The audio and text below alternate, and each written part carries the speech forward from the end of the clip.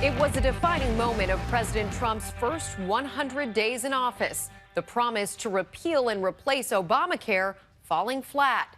But now some of Mr. Trump's strongest supporters are excited about the defeat of one of his cornerstone campaign promises, proving that the politics of red and blue aren't always so black and white. Here again is ABC's David Wright. We're going to repeal and replace that horror show called Obamacare.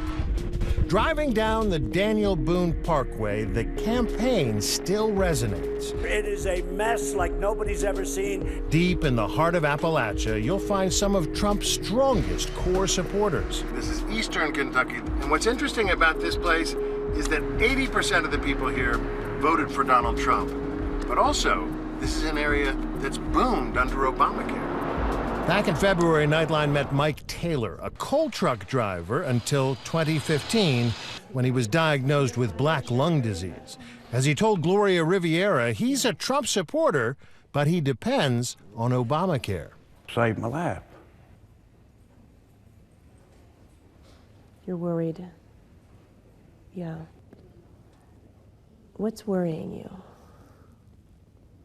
If they do away with this, the insurance, they need to, I think they just need to reform it. You're on 3 different inhalers. So every day the promise to repeal goes unfulfilled is a blessing for him. Colonel Sanders here. On our way to check in on how Mike's faring, we stop in first at the Sanders Cafe, birthplace of Kentucky Fried Chicken. So this is the spot, huh? We're here with Kathy Aller, who signs people up for Obamacare. So now you voted for Trump, right? Right. And yet he's looking to put you out of a job. I voted because I was thinking he would help improve it, make it more affordable. Are you happy with the direction things are headed right now? No, because so many people, we already have enough stress in our life to have our health care more stressful, knowing if we have it or not. Do you ever have people that need health insurance? But Kathy, who takes pride in having traversed the state, signing up more than 1,000 people, is optimistic President Trump will make health care better. No, I don't feel like he's had enough time yet. It seems like that bumper sticker, repeal and replace Obamacare, got a lot of people elected. And yet, the answer probably is a lot more complicated than that, isn't it? Very complicated. Here in Eastern Kentucky, it's especially complicated. The unemployment rate here is twice the national average. This part of Kentucky is coal country, and a lot of the folks voted for Trump hoping he'd bring back the mining jobs. Although those jobs have been the bedrock of this community, they've also led to health problems that plague families that live here. Dr. Van Breeding, a Kentucky native, spends every day at this community clinic giving life-saving treatments. Has this been a stressful 100 days for you? It was because, you know, we had to try to figure out what we were going to do if it did get repealed. We're a community health center, so we're the safety net for those who don't have anything. Pre-authorized on Monday. One thing that still baffles me is that you've got tens of thousands of people here in Kentucky who have benefited from this, and yet they seem to be voting for people calling for repeal and replace. I think it's other issues that they're voting for. And they're hoping maybe he'll bring back the coal jobs. Right, they're looking toward coal and immigration and other things. And they'll tell you that they don't think that they will take their health care away because they've seen the uprising in the United States. That's why they couldn't get a vote in Congress to repeal it. But from where these folks sit, democracy worked. Right. That's pretty much Mike Taylor's point of view. Remember him? He's the Trump supporter who inspired us to make this trip. For him, it isn't an abstract policy debate. It's personal. Hey, if it wasn't for the health care, I couldn't. You couldn't what? Take your time. You choose between eating and surviving, roof over your head. Nobody should face that choice. You must feel like you've dodged a bullet with this healthcare thing. Yeah.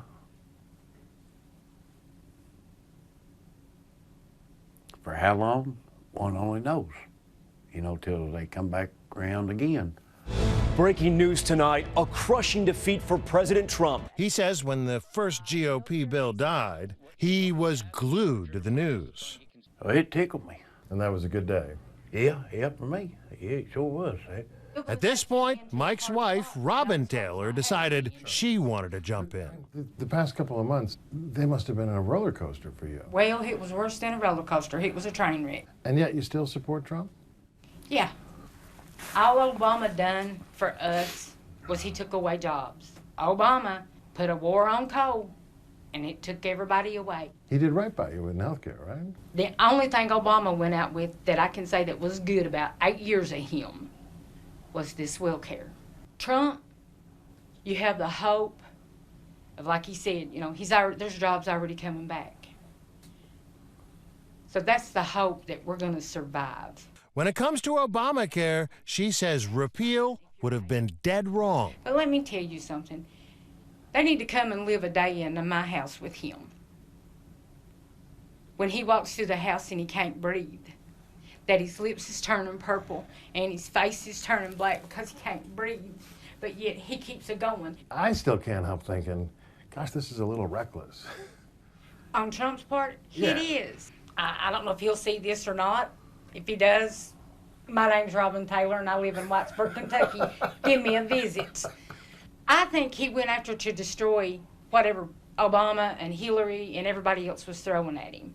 What comes across his mind comes out his mouth, kind of like me. I think that's a good quality to have. At the end of the day, we tagged along with the Taylors as they went to the local pharmacy to fill their prescriptions. How much would this medicine run you? If you Almost did $6,000. $6,000 just for the medicine? Yeah. Look at all this stuff. A huge bag full of medicine, their lifeline for the next month. All of it at no cost, thanks to Obamacare. But all of it's covered? By the insurance. If not covered, wouldn't be able to get it. For another month now, the Taylors can breathe easier.